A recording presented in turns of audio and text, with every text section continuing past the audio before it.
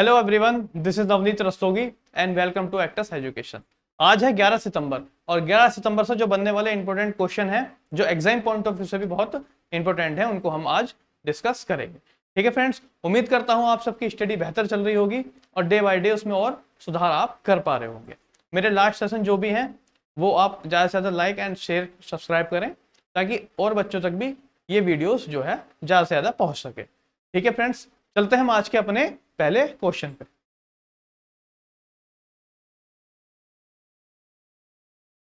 तो ये रहा हमारा आज का पहला क्वेश्चन। किस देश के वॉल्कर तुर्क को संयुक्त राष्ट्र के अगले मानव अधिकार उच्चायुक्त के रूप में नियुक्त किया गया है? ठीक है फ्रेंड्स, तो ये फोटो देख पा रहे हैं आप, ये वॉल्कर तुर्क है। ठीक है, तो ये बताना है कि ये किस देश के हैं, पोलैंड के हैं, जर्मन के हैं, इटली के हैं या ऑस्ट्रिया के हैं। तो सबसे पहले मैं आपको बता दूं मानव अधिकार के बारे में। मानव अधिकार एक यूएन की जो है वो एक संस्था है। ठीक है फ्रेंड्स, और ये जो है जो पूरे ह्यूमन जो है अर्थ पे उनके मानव अधिकारों की रक्षा करता है, उनको प्रोटेक्ट करता है और देखता है कि कहीं कहीं पर भी उनके अधिकारों का जो हनन जो है वो ना हो रहा हो। जैसे कि किसी के भाषा आधार पे, किसी के क्षेत्रीय आधार पे या किसी की नस्ल या जाति के आधार पे जो भी मानव अधिकार के हनन होते हैं उस चीज को ये अच्छे से देखता है। ठीक है फ्रेंड्स, आइए इस क्वेश्चन के बारे में और जान लेते हैं। और ये जो वोल्गर तुर्क जो है दोस्तों, ये आपके ऑस्ट्रिया के से बिलोंग करते हैं।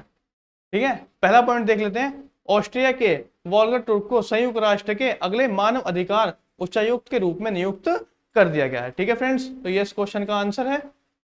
आइए और पॉइंट जान लेते हैं।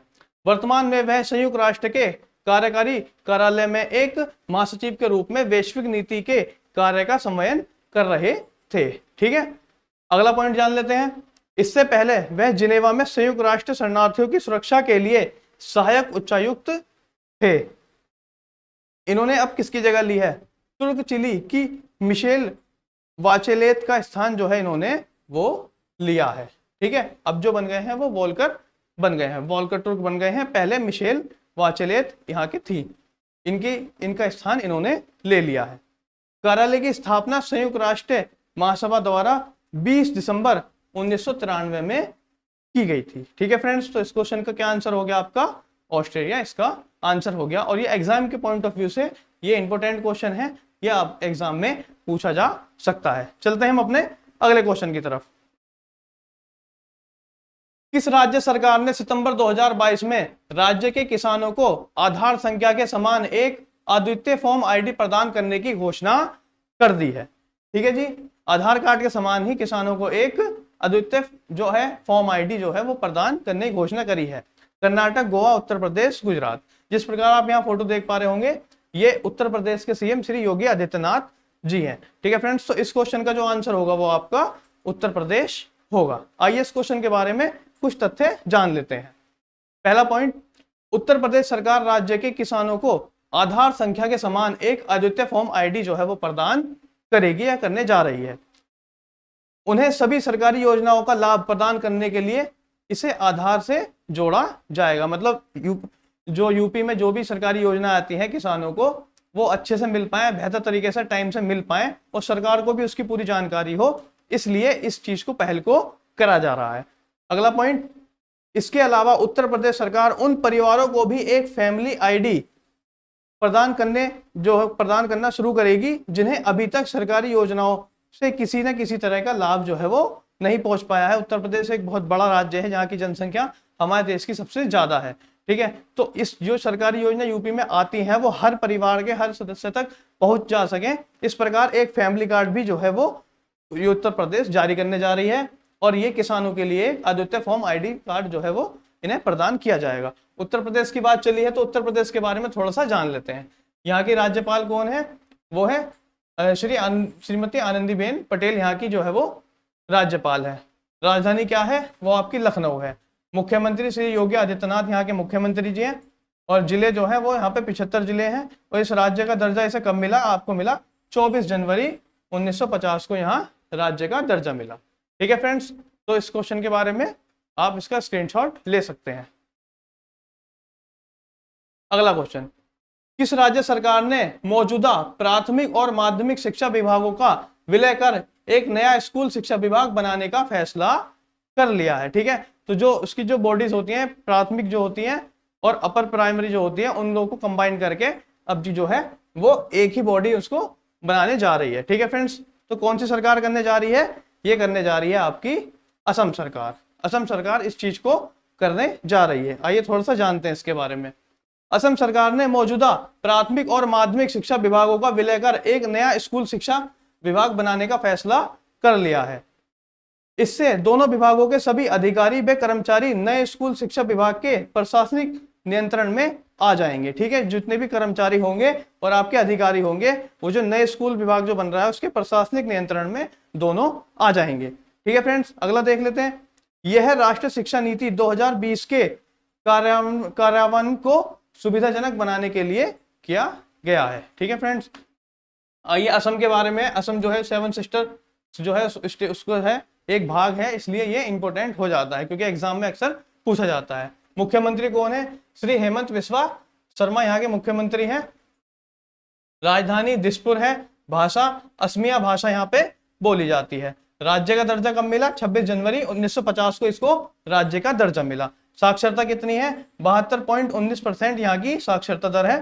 ठीक है, और राज्यपाल जो है यहाँ के कौन है? श्री जगदीश मुखी जी यहाँ के राज्यपाल है। फ्रेंड्स, ये इंपोर्टेंट पॉइंट है एग्जाम में। अक्सर 7 सिस्टर्स से, चाहे उसकी राजधानी हो या वहां के मुख्यमंत्री हो, जो है इस तरह, चाहे राज्यपाल हो, भाषा हो, गठन हो, ये अक्सर एग्जाम में पूछा जाता है। ठीक है फ्रेंड्स, आप इसका स्क्रीनशॉट ले सकते हैं और हम चलते हैं अपने अगले क्वेश्चन की तरफ। 10 सितंबर 2022 को 2 दिवसीय केंद्रीय राज्य विज्ञान सम्मेलन कहां पर आयोजित किया जाएगा? ठीक है फ्रेंड्स, तो ये जो है हमारे फोटो देख पा रहे हैं आप, हमारे देश के जो प्रधानमंत्री हैं श्री नरेंद्र मोदी जी हैं, इन्होंने जो है आपका जो है इसका उद्घाटन किया है। अब ये कहां पे किया है फ्रेंड्स? तो ये क्या है, यहाँ पे इन्होंने अहमदाबाद में इसका उद्घाटन किया है। आइए जानते हैं इसके बारे में। प्रधानमंत्री श्री नरेंद्र मोदी जी ने 10 सितंबर 2022 को वीडियो कॉन्फ्रेंस के जरिए 2 दिवसीय केंद्रीय राज्य विज्ञान सम्मेलन का उद्घाटन किया है। और ये उद्घाटन कहां पे किया है? गुजरात के अहमदाबाद में इस साइंस सिटी में ये सम्मेलन का आयोजन किया है। ठीक है फ्रेंड्स, तो अहमदाबाद हो गया, अहमदाबाद में इन्होंने इसका उद्घाटन किया है। अब सम्मेलन में डिजिटल स्वास्थ्य देखभाल 2030 तक, अनुसंधान एवं विकास में निजी क्षेत्र के निवेश को दोगुना करने और किसान की आय को सुधारने के लिए तकनीकी कार्य आदि की सहित विभिन्न जो आपके विषयगत क्षेत्रों पर जो है वो सत्र शामिल होगा। मतलब किसानों की आय दोगुनी कैसे कर पाए और जो है अपने तकनीकी क्षेत्र में हम कैसे आगे जा पाए, इस चीज को वहां पे डेवलपमेंट के लिए विचार किया जाएगा। ठीक है, यहाँ पे ये सब इंपोर्टेंट है फ्रेंड्स, इसको आप स्क्रीनशॉट ले सकते हैं। अगला क्वेश्चन देख लेते हैं। डैश ने सितंबर 2022 में एमआरआई मशीनों में इस्तेमाल होने वाला भारत का पहला सुपर कंडक्टिविटी मैग्नेट सिस्टम सफलतापूर्वक विकसित कर लिया है। तो वो किसने किया है? ठीक है फ्रेंड्स, तो इसके ऑप्शन देख लेते हैं। Inter university accelerator centre, IIT Madras, भारतीय विज्ञान संस्था या एसआरएम विज्ञान और प्रौद्योगिकी संस्था। तो ये आप फोटो देख पा रहे हैं, तो इस फोटो में आप देख पा रहे हैं ये IUAC, इसने जो है आपका इसको डेवलप किया है। तो हमारा आंसर क्या हो जाएगा? इंटर यूनिवर्सिटी एक्सेलरेटर सेंटर इसका आंसर हो जाएगा। आइए इस क्वेश्चन के बारे में जानते हैं कि इसने ये एमआरआई मशीन क्या चीज है। नई दिल्ली के inter university accelerator centre IUAC ने एमआरआई मशीनों में इस्तेमाल होने वाला भारत का पहला सुपर कंडक्टिविटी मैग्नेट सिस्टम सफलतापूर्वक विकसित कर लिया है। मतलब इस मशीनों में ये चीज जो है वो डलती है, इसको इन्होंने भारत ने विकसित कर लिया है। IUAC ने 1.5 Tesla super conductivity MRI magnet system, जो एमआरआई मशीनों का अति महत्वपूर्ण भाग है, विकसित कर लिया है। यह भारत में एमआरआई मशीनों के स्वदेशी उत्पादन को जो है वो सक्षम बनाएगा। ठीक है, अब तक भारत में जो है ये चीजें नहीं थी। भारत इस चीज के लिए पहले जो है 100% जो है दूसरे देशों पर जो है दूसरे देशों से आयात करता था, लेकिन अब भारत ने जो है इसको अपना डेवलप कर लिया है। ठीक है फ्रेंड्स, तो अब हमें बाहर से इसको मंगाने की जरूरत नहीं है और ये क्वेश्चन इस पॉइंट ऑफ व्यू से आपका इंपॉर्टेंट बन जाता है। ठीक है फ्रेंड्स, चलते हैं अपने अगले क्वेश्चन की तरफ। सितंबर 2022 में किस संस्था ने बड़े पैमाने पर इलेक्ट्रॉनिक्स विनिर्माण के लिए प्रोडक्शन लिंक्ड इसे योजना के तहत 32 लाभार्थियों को मंजूरी दे दी है। ठीक है फ्रेंड्स। वाणिज्य मंत्रालय, केंद्रीय विद्युत नियामक आयोग, केंद्रीय विद्युत प्राधिकरण और नीति आयोग। तो जिस प्रकार आप फोटो देख पा रहे हैं, ये जो आपकी फोटो है ये है नीति आयोग की। ठीक है फ्रेंड्स। तो इसका आंसर जो हो जाएगा आपका वो नीति आयोग हो जाएगा। आइए इससे जुड़े हुए कुछ तथ्यों को हम जान लेते हैं। नीति आयोग ने 9 सितंबर 2022 को बड़े पैमाने पर इलेक्ट्रॉनिक्स विनिर्माण के लिए प्रोडक्शन लिंक्ड इंसेंटिव जो है योजना को जो है 32 लाभार्थियों को मंजूरी दे दी है। किसी भी पीएलआई योजना के तहत ये पहला संवितरण आपका हैगा। अगला जान लेते हैं।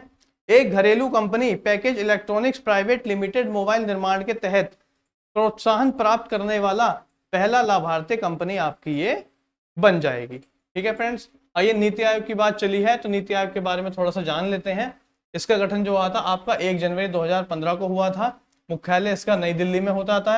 अध्यक्ष इसके श्री नरेंद्र मोदी जी हैं और इसके जो सीईओ हैं वो आपके श्री परमेश्वरम अय्यर जी के सीईओ हैं वर्तमान में। ठीक है फ्रेंड्स। चलते हैं हम अपने अगले क्वेश्चन की तरफ। निम्नलिखित में से किसे सितंबर 2022 में लोकनायक फाउंडेशन, ये क्वेश्चन इंपॉर्टेंट बन जाता है, लोकनायक फाउंडेशन के वार्षिक साहित्य पुरस्कार से सम्मानित किया गया है। दोस्तों अक्सर आपने ये फोटो जो है आपने मूवीज में देखा होगा। तो ये फोटो जो है वो आपका है, ये भरणी जी का फोटो है जिनको ये सम्मान आपका दिया गया है। आइए ये किस क्षेत्र में दिया जाता है, ये इसकी क्या विशेषता है, आप थोड़ा सा यहाँ समझ लेते हैं।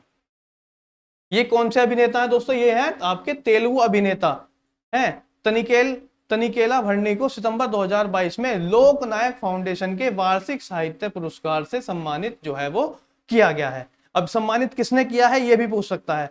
मिजोरम के राज्यपाल श्री हरिबाबू कंभनपति ने इनको विशाखापट्टनम में भरणी जी को ये पुरस्कार से जो है वो सम्मानित किया है। यह पुरस्कार तेलुगु साहित्य के लिए कार्य करने के व्यक्ति को प्रतिवर्ष दिया जाता है। मतलब तेलुगु साहित्य में जो उसको काम करता है उसको ये प्रतिवर्ष पुरस्कार आपका उपलब्ध कराया जाता है।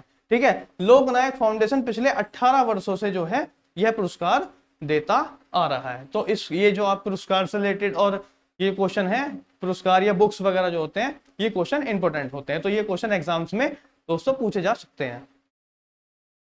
अगला क्वेश्चन, किस पहल के तहत भारतीय रेलवे ने पहली बार एक हाई स्पीड व्हील प्लांट बनाने के लिए निजी कंपनी को आमंत्रित करने के लिए एक निर्विवाद जारी कर दिया है? ठीक है friends. Stand up India, make in India, एक भारत श्रेष्ठ भारत या इनक्रेडिबल इंडिया। ठीक है फ्रेंड्स। ये आप फोटो देख पा रहे होंगे तो यहाँ पे साफ साफ आपको नजर आ रहा होगा। इस पे मंच पे बहुत सारे लोग सवार हैं और ये जो है आपका मेक इन इंडिया यहाँ पे लिखा हुआ है। ठीक है। तो फ्रेंड्स इसका आंसर क्या हो जाएगा, इसका आंसर हो जाएगा मेक इन इंडिया। अब ये क्या चीज है, क्या व्हील है, इसके बारे में हम थोड़ा सा जान लेते हैं, समझ लेते हैं। भारतीय रेलवे ने पहली बार मेक इन इंडिया पहल के तहत एक हाई स्पीड व्हील प्लांट बनाने के लिए एक निजी कंपनी को जो है वो आमंत्रित कर दिया है।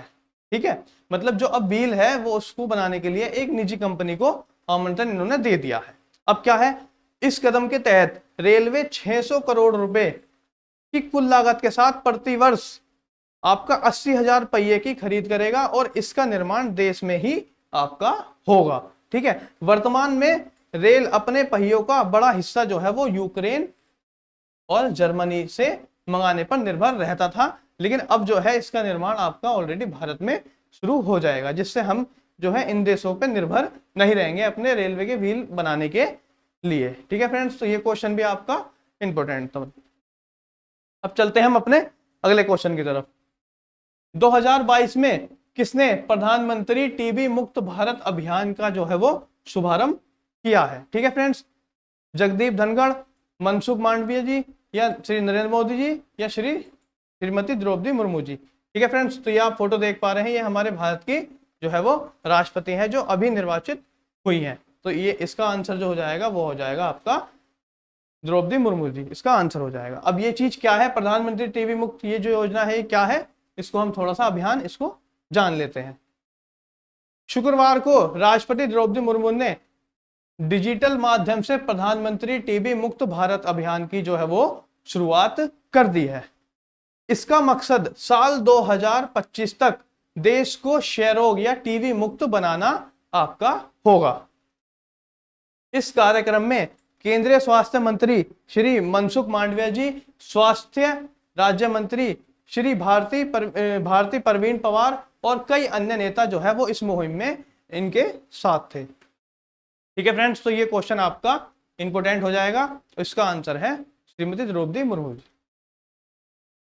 चलिए आज के लास्ट क्वेश्चन पे चलते हैं। सितंबर 2022 को डायमंड लीग फाइनल का खिताब जीतने वाले पहले भारतीय कौन बन गए हैं?